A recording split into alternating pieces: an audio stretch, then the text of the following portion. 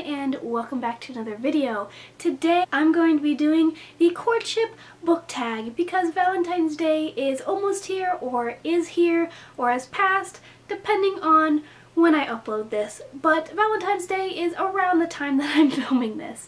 So I'm going to be doing the Courtship Book Tag, and basically this tag has like different stages of like attraction, to do with books. I'm sure you guys have all heard of it. If not, then it'll make more sense. I haven't been tagged by anyone. Obviously, I just started my channel. And I'll link the creator's video down below, and you should go watch the creator's video because obviously this tag was made by her. So yeah, let's just get into the Courtship Book Tag. Just as a disclaimer, my cat is going to be howling many times during this video, and I apologize for that. Just ignore it. She's just sassy. Phase 1, Initial Attraction. Name a book that you bought based on the cover. Now before I get into this question, and lots of these questions have to do with like certain things, but I normally don't buy a book unless I read reviews about it and I make sure that it's good, or you know, I get recommended it. I normally don't buy books solely based on their covers, but this book was actually an exception, and that was Splintered by A.G. Howard. As you can see, this cover is gorgeous, and I actually looked at the reviews and they weren't that good. I mean, they were fine, but I was just seeing this book sort of everywhere at my bookstore, and it looked so beautiful, and mostly the cover and just like the inside, like it has colored font. I'm sure you can't tell, but it's just like really pretty, and all the books in this series are just beautiful. They have such beautiful covers and everything. So this is the exception of a book that I bought based on the cover, and obviously you can see that it is quite beautiful. Phase 2, First Impressions. Name a book that you bought based on the summary. Again, this doesn't really happen very often. I normally don't buy books based on the summary, but one that I guess this fits the thing of is Legacy of Kings by Eleanor Herman. I actually didn't hear this book until I saw like an ad on Epic Reads explaining what it was about, and it sounded really cool. If you don't know, it's like a fantasy version of Alexander the Great, and it just sounds really cool. And so I bought this book based on the summary because it just sounds like something I would really love because I love Roman stuff. Phase 3, Sweet Talk. Name a book that has amazing writing, and that I picked Shatter Me by Tahira Mafi. I feel like everyone picks this book for this phase, but it's honestly so true. This book follows a girl named Juliet, and her touch is lethal, and it follows basically her whole journey. And this book has such beautiful poetic writing, and I know one of the reasons people actually don't like it is because the writing's sort of whimsical in the first book.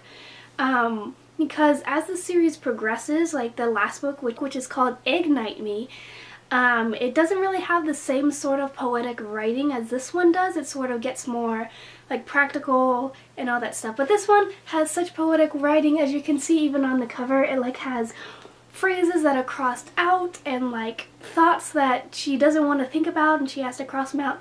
It's just really cool. And if you haven't read this series yet, it's one of my favorite series of all time, so definitely give it a shot. And my cat just got in the window and just like took all the light, so it's a little bit darker in here. I apologize. Phase 4, First Date. A first book in the series that made you want to pick up the rest of the books in the series. And for this phase, I ended up picking Throne of Glass by Sarah J. Maas. I actually haven't read the rest of this series. I've gotten to Crown of Midnight. I haven't read Airfire or Queen of Shadows yet because I am pacing myself, because I know I'm going to be very upset once I finish a book and there's not another one that's out that I can read. But this book is just fantastic. Obviously, it's about an assassin. Her name is Selena, and that's my cat. Hi, cat. And I just adore this series so much, and this book just punches you in the face with action, and it just makes you want to pick up the rest of the series. And this book is just so captivating that you just sort of have to pick up the rest of the books. It's honestly fantastic. Phase 5, Late Night Phone Calls. Name a book that kept you up reading all night long. And for this book, I chose Allegiant by Veronica Roth. There's a little story that goes along with this.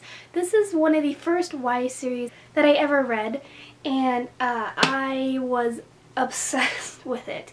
With the first book and Insurgent and Allegiant, I literally think I read this in a night, and it's a pretty big book. I like stayed up, I think I remember it. I remember vividly when I was reading this book, I stayed up until like 6 o'clock in the morning reading it just straight through, because at that time in my life I sort of read books like that. I sort of started them and didn't stop and didn't pace myself at all, which I really regret because I don't remember anything that happens in this book now. This one kept me up all night reading, and I don't really remember any of it, to be honest.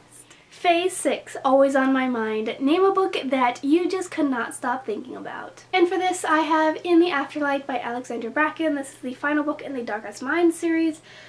It's just, after I finished this book, I think I might have cried multiple times in the coming weeks.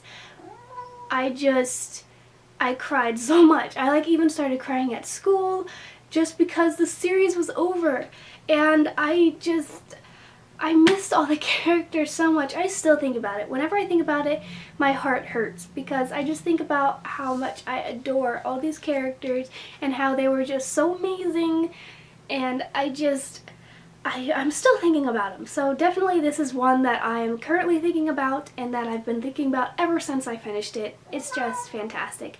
Phase 7, Getting Physical. Name a book that you love how it feels. And I didn't really have a lot of options for this one, but I ended up going with Legend by Marie Lu. This just has like a rough feeling to it, and I just really like how it feels. Like I said, I only had like 2 options, and so this one just like feels really nice. It's just kind of rough and lovely. And the Legend series, it's also amazing as well.